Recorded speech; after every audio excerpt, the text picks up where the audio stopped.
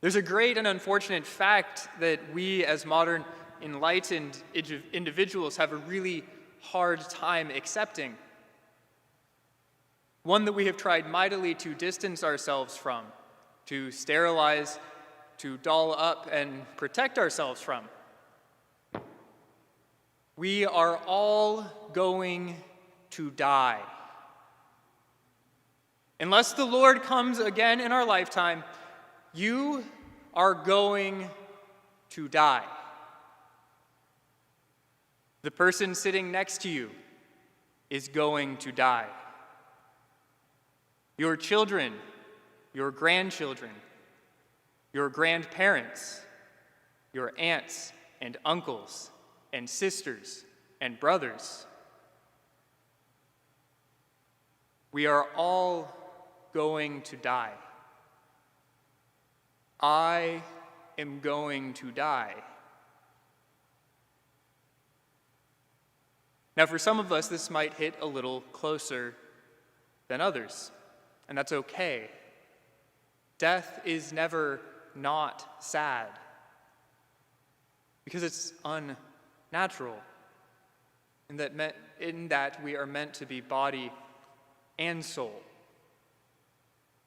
And as Aquinas talks about when speaking of the second coming, the soul will be more fulfilled at the resurrection of the dead because we will receive back our bodies. We are all going to die.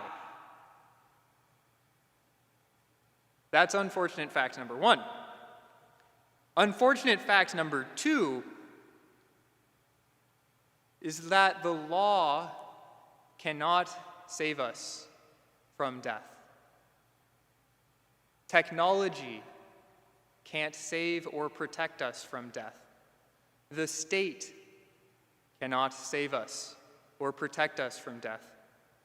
Government can't save us or protect us from death. And in fact, I'm beginning to think that this is the great dichotomy of the secular enlightened society. That government no longer sees its role as a promoter of happiness, that is, human flourishing, as much as a protector from unhappiness, from uncomfortable things. A protector which can never tell someone they've done wrong, since that will make them unhappy. A protector that doesn't recognize things like human dignity as endowed by their Creator, but rather creating other liberties, since liberty now means freedom from others, not freedom for good, which is ultimately why modern notions of freedom lead to isolation, not human flourishing. This point was part of Antonin Scalia's dissent opinion against the court's ruling on same-sex marriage in 2015, where he worries, and I quote, "The courts claimed power to create, quote, liberties, end quote, that the Constitution and its amendments neglect to mention.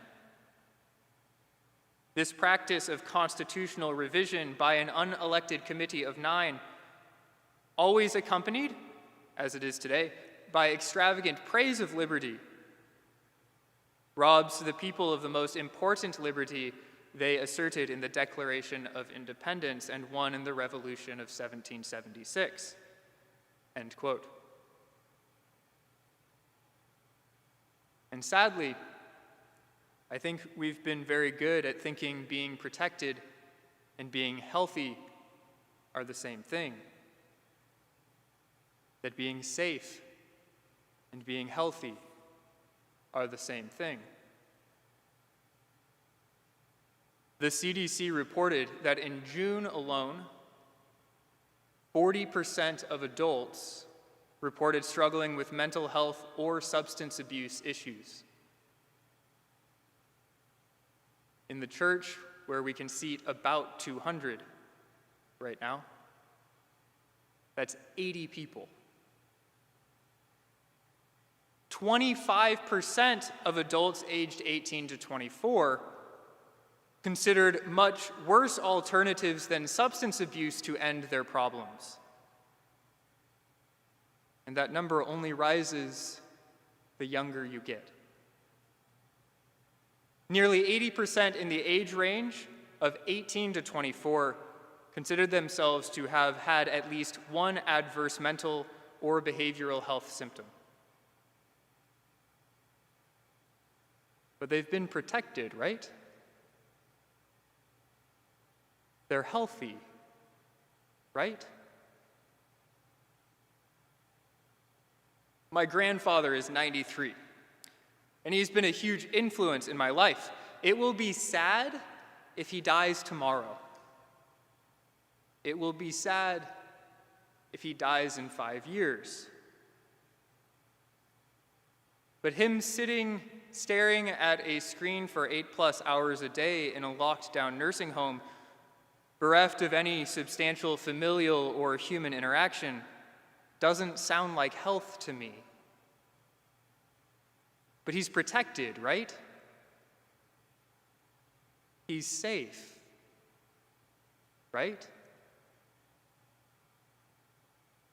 Brothers and sisters, we have a problem.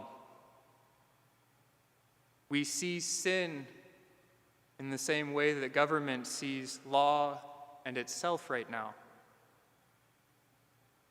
A set of arbitrary standards that are totally changeable, when in reality law and sin are not the same thing.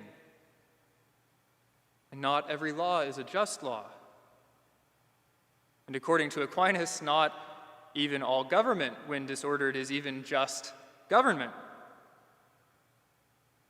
Law must be applied with virtue and by virtuous individuals, or else it quickly can devolve from its true purpose and become corrupted. It no longer functions to assist individuals in becoming virtuous, but simply seeks to protect them. This is how we get penitentiaries and prisons, not reformatories. This is how law becomes punitive and not pedagogical. If you've seen the movie Les Miserables or read the book by Victor Hugo, a great question to ask yourself is, who is truly just? Jean Valjean or Javert? Javert follows the law, but he doesn't understand why the law exists. In many ways, he's also a representation of secular Enlightenment law in so many ways. So the question is, who is actually just? The one who follows the law or the one who loves? And this is why the saints are not just the ones that followed the law. In fact, very often they were not considered perfect citizens.